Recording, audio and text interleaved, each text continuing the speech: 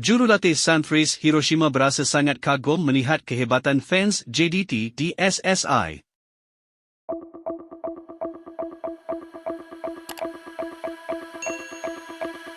Kehebatan penyokong JDT sekali lagi mendapat pengiktirafan antarabangsa.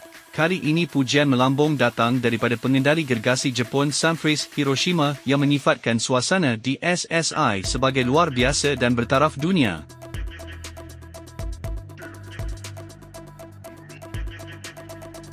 Pengendali Sunfreeze Hiroshima Bartosz Gaul mengakui bahawa sokongan padu peminat JDT telah memberikan tekanan yang cukup hebat kepada pasukannya.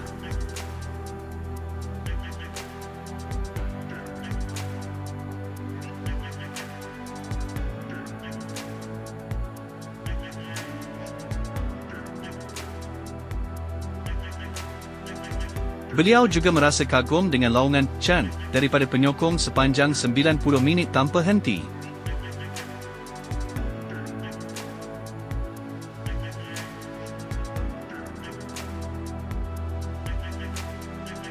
Menurut beliau, walaupun sudah biasa beraksi di liga besar seperti J1 League, namun aura yang dibawa oleh penyokong JDT mempunyai identiti yang unik.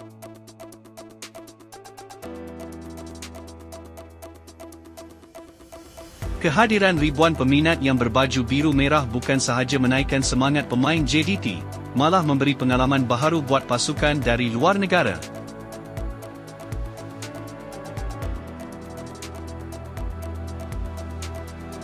Penyokong di sini sangat hebat, mereka bukan sekadar menonton, tetapi mereka benar-benar menjadi pemain ke-12 buat pasukan mereka, ujar beliau.